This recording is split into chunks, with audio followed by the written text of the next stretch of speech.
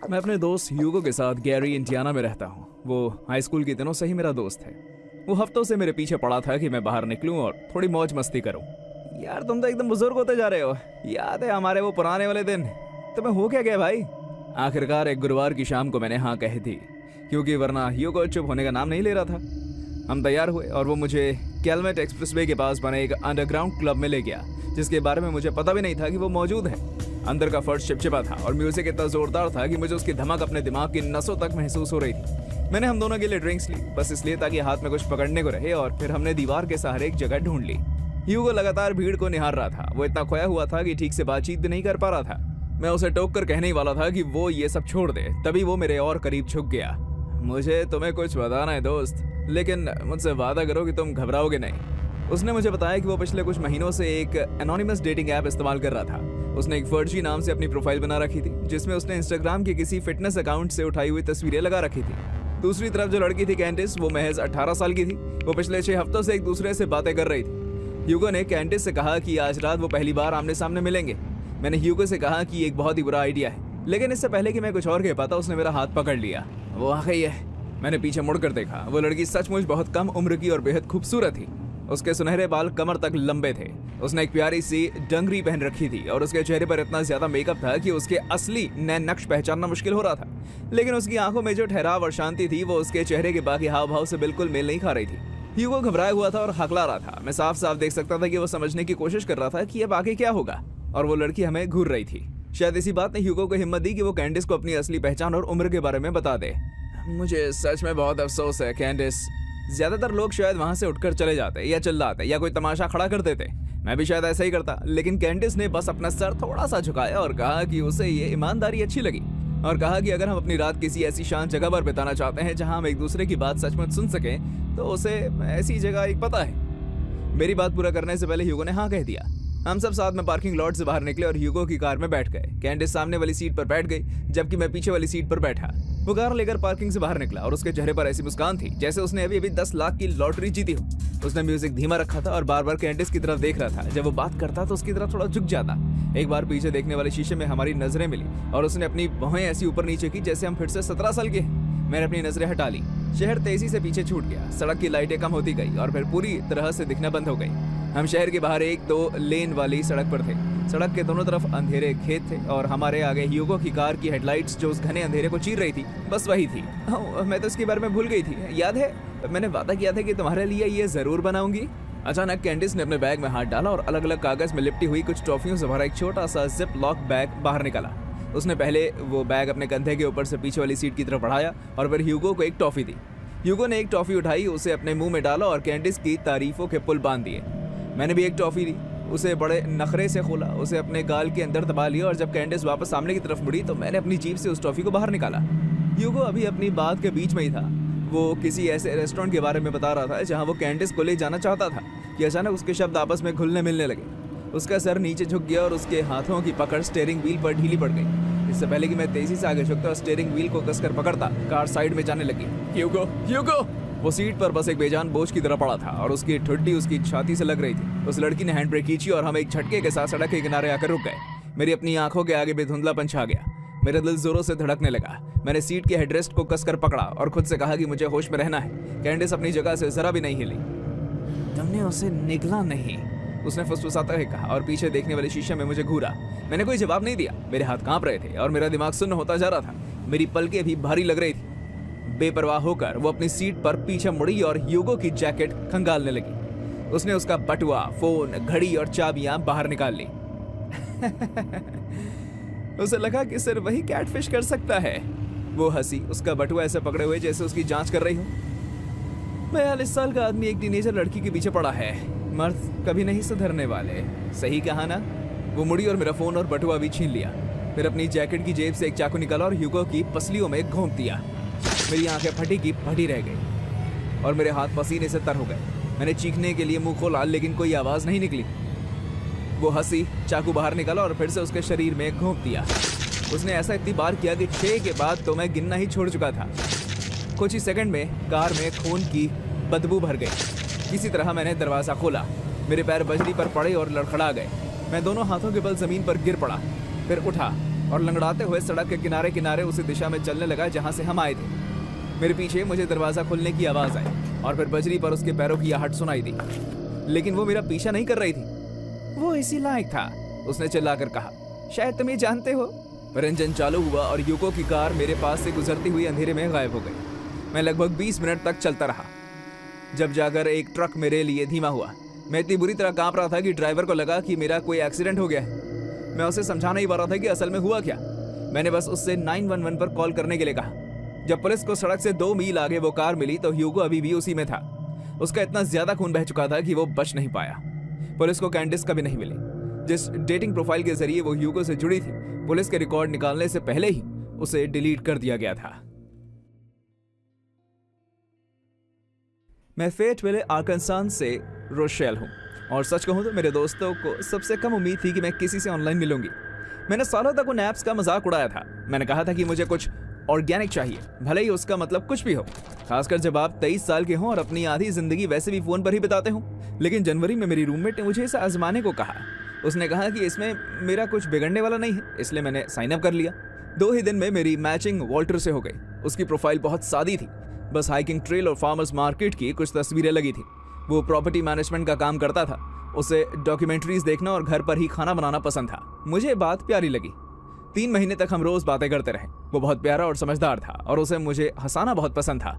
उसने मुझे बताया कि वो मुझसे करीब 2 घंटों की दूरी पर एक छोटे से शहर में रहता है, एक ऐसा शहर जिसके बारे में मैंने पहले कभी सुना भी नहीं था।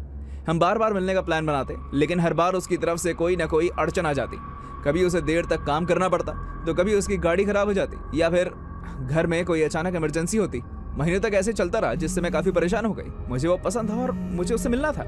आखिरकार उसने बताया कि एक शनिवार को वो फ्री रहेगा और मुझसे कहा कि मैं गाड़ी चलाकर उसके घर आ जाऊं। हम साथ में डिनर करेंगे, थोड़ा समय बिताएंगे और एक दूसरे को और अच्छे से जानेंगे।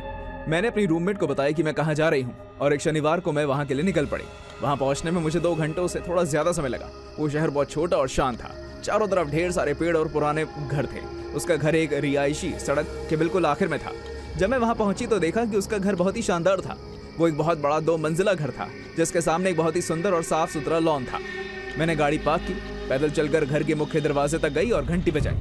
कुछ ही मिनटों में वॉल्टर ने दरवाजा खोला। वो अपनी तस्वीरों के मुकाबले ज्यादा उम्र का लग रहा था, शायद 30 की बजाय 35-40 साल का। लेकिन लोग अक्सर अपनी पुरानी तस्वीरें इस्तेमाल करते हैं, इसलिए मैंने उसे लेकर कोई राय नहीं बनाई। वॉल्टर ने मुझे अपना घर दिखाना शुरू किया और इस दौरान वो लगातार पैसों के बारे में ही बातें करता रहा कि उसका परिवार असल में कितना अमीर था, कि वो घर पीढ़ियों से उसके परिवार के पास था और हर चीज की कितनी कीमत थी। वो सोफा इटली से मंगवाया गया है, डाइनिंग टेबल खास तौर पर बनवाई गई है।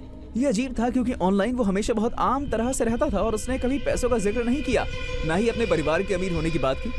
अब वो बस इसी बारे में बात करना चाहता था, जैसे वो मुझे इंप्रेस करने की बहुत कोशिश कर रहा हूँ। सच कहूँ तो ये थोड़ा परेशान करने वाला था। हम ऊपर गए और उसने मुझे बड़े बड़े खिड़कियों वाला बेडरूम दिखाए। जब हम हॉल के आखिर में एक दरवाजे के पास पहुंचे तो वो बंद था। मैंने पूछा कि अंदर क्या है, तो वॉल्टर का रवैया अजीब हो गया। वो हंसकर बात टाल गया और कहा कि वो बस एक स्टोर रूम है जिसमें परिवार का पुराना सामान रखा है, धूल मिट्टी से भरा और जालों से ढका हुआ। 5 सालों से कोई नहीं गया, उसने कंधे उचकाते हुए कहा। लेकिन जब मैंने दरवाजे के हैंडल पर नीचे देखा तो मुझे उंगलियों के निशान और हैंडल के पास गहरे भूरे रंग के धब्बे दिखाई दिए। वो सूखे हुए खून जैसे लग रहे थे। मेरा पेट गुड़गुड़ाने लगा, लेकिन मैंने अपना मुंह बंद रखा। मैंने खुद को समझाया कि शायद ये सिर्फ जंग या पुराना पेंट है और मैं बेवजह ही ज्यादा सोच रही हूँ। हम वापस नीचे आए और वॉल्टर ने कहा कि वो हमारे लिए रात का खाना बनाएगा। उसे इस बात पर बहुत गर्व महसूस हो रहा था कि वो मेरे लिए खाना बना रहा है। उसने बताया कि वो चिकन स्ट्रोगनॉफ बना रहा है, जो उसकी खास डिश थी।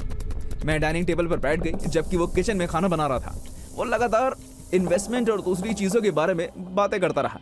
मैं अब उसकी बातें मुश्किल से सुन पा रही थी। मैं बस ऊपर वाले उस बंद कमरे और दरवाजे के हैंडल पर लगे धब्बों के बारे में सोच रही थी। इस पूरी सिचुएशन में कुछ तो गड़बड़ लग रही थी। जब खाना तैयार हो गया तो वॉल्टर 2 प्लेटें लेकर आया और मुझे खाने का एक बड़ा हिस्सा परोसा। मलाईदार सॉस, चिकन के टुकड़े और मशरूम के साथ ये देखने में सचमुच बहुत स्वाद लग रहा था। मैंने अपना कांटा उठाया और एक निवाला खाने के लिए तैयार हो गई। अचानक मुझे सॉस में चिकन के साथ मिला हुआ एक पूरा इंसान का नाखून दिखाई दिया। मेरे दिल की धड़कन तेज हो गई। मैंने पलकें झपकाई और पक्का करने के लिए दोबारा देखा। सचमुच वो एक नाखून ही था। वो टूटा हुआ और गंदा था, जिस पर सूखा हुआ खून जमा हुआ था। मैं बस वहीं जम गई। मेरा गला सूख गया। वॉल्टर ऐसे खाना खा रहा था जैसे कुछ भी गलत ना हुआ हो। वो मेरी तरफ देखकर मुस्कुरा रहा था और पूछ रहा था कि खाना कैसे बना है।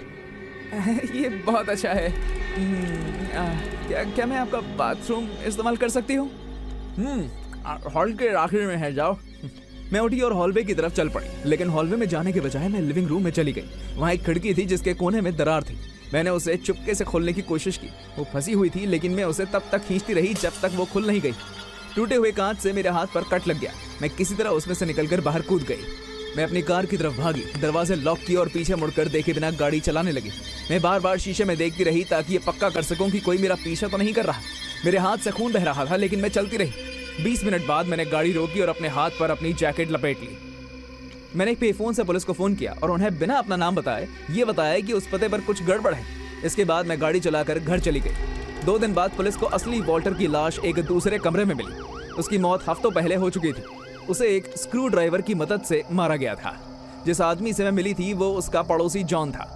जॉन ने ही वॉल्टर का कत्ल किया था और उसकी पहचान, वो उसकी हर चीज पर कब्जा कर लिया था। जॉन पिछले 3 महीनों से मुझे मैसेज कर रहा था। पुलिस ने बताया कि मैं पहली लड़की नहीं थी। उन्हें 2 और औरतों के भी सुराग मिले हैं और वो भी उनकी लाशों की तलाश कर रहे हैं। अब मैं 24 साल की हूँ और सिएटल में आकर बस गई हूँ।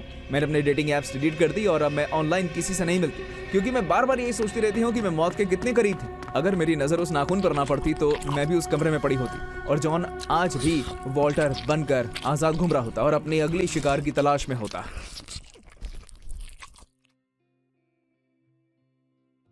मैं कोलंबस, ओहायो से हूँ। जब मैं 19 साल की थी तो कॉलेज के लिए पिट्सबर्ग चली गई और सच कहूँ तो ये मेरी जिंदगी का सबसे गलत फैसला था। मेरी रूममेट कभी आसपास नहीं रहती थी। उसके हाई स्कूल के बहुत सारे दोस्त थे जो पिट्सबर्ग में ही पढ़ते थे और वो हमेशा उन्हीं के साथ बाहर रहती थी। मैंने कितनी भी कोशिश की पर मैं कोई दोस्त नहीं बना पाई। हर किसी के पहले से ही अपने अपने ग्रुप बने हुए थे, ओरिएंटेशन से या कहीं और से। मैंने कुछ क्लब ज्वाइन करने की कोशिश की, लेकिन मुझे हमेशा ऐसा लगा जैसे मैं वहाँ बिल्कुल अलग थलग पड़ गई हूँ। इसलिए ज़्यादातर रात मैंने अपनी डॉर्म के कमरे में अकेले रहते हुए और खुद को एक लूजर समझते हुए बिताई।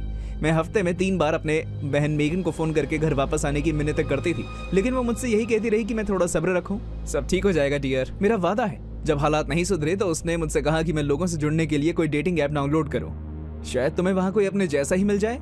जब मैंने एक कॉन्सर्ट के बारे में पोस्ट किया जिसमें मैं जाने वाली थी तो रायन ने मुझे डीएम किया। वो कोई ऐसा इंडी बैंड था जिसके बारे में किसी ने कभी सुना नहीं था और उसने बताया कि उसके पास उस बैंड का एल्बम विनाइल रिकॉर्ड पर मौजूद है। हमने बातें शुरू की, हमारी आपस में बहुत जमी। उसने बताया कि वो वकील है और बिजी रहता है, उसके पास बाहर जाने का टाइम नहीं है। वो बिना किसी बनावट के ही बहुत मजेदार था। मुझे सचमुच में सवाल पूछता था और उन छोटी छोटी बातों को भी याद रखता था। दूसरे हफ्ते तक हम हर रात फोन पर बातें करने लगे। मेगन ही एकमात्र ऐसी इंसान थी जिसे रायन के बारे में पता था। जब मेगन का अप्रेजल हुआ तो उसने अपना ट्रांसफर कोलंबस करवा लिया ताकि वो मेरे आसपास रहे। हम हर रविवार को कॉफी पीने के लिए मिलते। मैं उसे रायन के मैसेज दिखाती और मुझसे कहती कि सब ठीक है, बस अपना ध्यान रखना, बस थोड़ा संभाल कर रहना, ठीक है, उसने कहा। रायन और मैंने कभी एक दूसरे को वीडियो कॉल नहीं किया। उसने बताया कि उसका कैमरा खराब है और मैंने उससे कहा कि मैं इंतजार करूंगी। मैं ऐसी लड़की नहीं बनना चाहती थी जो दबाव डाले, लेकिन फिर अचानक चीजें बदलने लगी। 4थे हफ्ते के आसपास उसने मुझसे कहा कि उसे ऐसा लग रहा है जैसे कोई उसका पीछा कर रहा है। मुझे लगा कि वो मजाक कर रहा है, इसलिए मैं हंस पड़ी। मैं सच कह रहा हूँ एम, मेरी बिल्डिंग के बाहर 3 दिनों से गाड़ी खड़ी है। मुझे पता है ये सुनने में कैसा लग रहा है, लेकिन मैं ये मनगढ़ंत कहानी नहीं बना रहा हूँ। उसकी आवाज़ में जो डर था उससे मैं बहुत ज़्यादा घबरा गई। मैंने उसे कहा कि उसे उसकी रिपोर्ट करनी चाहिए। उसने कुछ बुदबुदाते हुए कहा कि शायद उसे पता है कि वो कौन है और कहा कि वो उसे अपने तरीके से निपटाएगा। मैंने उसे कहा कि मुझे उस पर भरोसा है। रायन के मैसेज ज़्यादा अर्जेंट और डरावने होते जा रहे थे। उसे लगातार वो वहम रहता कि कोई उस पर नज़र रख रहा है और उसका पीछा कर रहा है। उसने मुझसे कहा कि उसे इस बात की चिंता है कि अगर उन्हें पता चल गया कि मैं उसके लिए कितनी कीमती हूँ तो वो मुझे भी नुकसान पहुँचाएंगे। उसने मुझसे सावधान रहने और अपने दिन भर की हर बात उसे बताने के लिए कहा। मुझे इस बात का एहसास ही नहीं हुआ कि अब जब भी मैं बाहर निकलती तो हर बार पीछे मुड़कर देखती। रायन ने मुझसे कहा कि मैं किसी भी ऐसे इंसान से बात ना करूं जो मैं नहीं जानती। इस बारे में किसी को मत बताना एम, मैं किसी पर भरोसा नहीं कर सकता। सब ठीक हो जाएगा, मैं कोशिश कर रहा हूँ, वादा करता हूँ। मैंने स्कूल में जिन कुछ लोगों से बात करना शुरू किया था उनसे दूरी बना ली। मेरी इकोनॉमिक्स क्लास में माया नाम की एक लड़की थी जो मुझे अपने स्टडी ग्रुप में बुलाती रहती थी। मैंने उसे भी मना कर दिया। रायन इस बात से बहुत खुश था, लेकिन अंदर से मैं टूट रही थी। मैं लगातार डर के साए में नहीं जी सकती थी, जहाँ मैं दरवाजों के ताले चेक किए बिना सो भी नहीं पाती। मुझे पैनिक अटैक आने लगे और वो और भी बदतर होते गए। आखिरकार मेगन ने ये बात नोटिस की। उसने मुझे ज़्यादा मैसेज करना शुरू किया और मेरे लिए कॉफ़ी लेकर आने लगी। वो मेरे साथ बैठती और मेरी बातें सुनती। वो मुझसे लगातार पूछती रहती कि मैं ठीक से सो पा रही हूँ या नहीं। फरवरी की गुरुवार रात थी और वो मेरे डॉर्म में आई हुई थी। वो नहा रही थी जबकि मैं पास्ता गर्म कर रही थी। रायन ने 1 घंटे से भी ज़्यादा समय से मेरे किसी मैसेज का जवाब नहीं दिया था। घबराकर मैं उसे लगातार मैसेज भेजती रही, जबकि मेगन का फोन लगातार वाइब्रेट हो रहा था। मैं एक पल के लिए रुकी और अचानक मुझे कुछ अजीब सा महसूस हुआ। मैंने एक और मैसेज भेजा और ठीक उसी पल उसका फोन फिर से वाइब्रेट हुआ। ये तालमेल देखकर मेरी भौहें हैरानी से ऊपर उठ गई। मैं दबे पांव डेस्क तक गई और उसका फोन उठाया। मैंने फोन का लॉक खोला और मेरी तो जैसे जान ही निकल गई। रायन के साथ पिछले 6 हफ्तों में हुई मेरी सारी बातचीत वहीं थी। मुझे उसके फोन में एक वॉइस चेंजिंग ऐप मिली और कुछ AI टूल्स भी, जिसका इस्तेमाल करके उसने वो सारी बकवास कहानियां गढ़ी थी। मेरे दिल की धड़कनें तेज हो गई और मेरे हाथ कांपने लगे। मेरी अपनी बहन ने मुझे धोखा दिया। मैं अभी भी फोन पर झुकी हुई थी, तभी मुझे अपने पीछे किसी की मौजूदगी महसूस हुई। मैंने हड़बड़ाकर पीछे मुड़कर देखा। तुम्हें ये कभी पता नहीं चलना चाहिए था, उसने फुसफुसाया। मेरे मुंह से कोई शब्द नहीं निकला। मेरा दिल जोरों से धड़क रहा था। तुम ही रायन हो? मेरी आवाज कांप गई। उसने मुस्कुराते हुए सर हिलाया। मैंने फोन बिस्तर पर फेंक दिया। मुझे लगा कि मैं कांप रही हूँ। क्यों? 6 हफ्तों तक मेगन, मैंने तुम्हें सब बताया। मुझे लगा कि मुझे उससे प्यार हो रहा है। मुझे पता है क्यों करा। वो मेरे बिस्तर के किनारे पर जैसे ढह गई, जैसे उसके पैर अचानक इतना थक गए हों कि उसे संभाल ना पा रहे हों। और फिर उसने सब कुछ बताया। उसने मुझे बताया कि जब मैं कॉलेज गई तो वो पूरी तरह से घबरा गई थी। उसने कहा कि हमारी पूरी जिंदगी में हमेशा हम दोनों ही थे और अचानक मैं 3 घंटे दूर थी, एक बिल्कुल नई जिंदगी बना रही थी। और उसे डर था कि अब मुझे उसकी जरूरत नहीं पड़ेगी। उसे डर था कि कोई लड़का आ जाएगा, मैं अपनी ही दुनिया में खो जाऊंगी और वो मुझे खो देगी। वो ये सब सोचकर बहुत ज्यादा घबरा गई थी, इसलिए उसने ये सब किया। तो तुम ही वो लड़का बन गई। मुझे लगा कोई तुम्हें तोड़ देगा कि तुम उससे नफरत करो। तुम मुझे अकेला कर रही थी मेगन। तुम यही कर रही थी ना? उसने इस बात पर कोई बहस नहीं की। मैंने उससे जाने को कहा और वो चली गई। उसके बाद हमने 2 महीनों तक एक दूसरे से बात नहीं की। आखिरकार थेरेपी से मदद मिली, इकोनॉमिक्स वाली माया से भी मदद मिली, जो उस साल मेरी जिंदगी में हुई सबसे अच्छी चीज साबित हुई। मेगन और मैं अब एक बेहतर सिचुएशन में हैं, लेकिन मैं अभी ये भूल नहीं पाती कि उसने क्या किया था और उसे माफ नहीं कर पाती। और जब भी कोई कहता है कि उसके पास वही एल्बम विनाइल पर है, तो मैं अब सिहर उठती हूँ। कोई भी पहले जैसी नहीं हो पाती, वो बस आगे बढ़ अलग बन जाती हैं।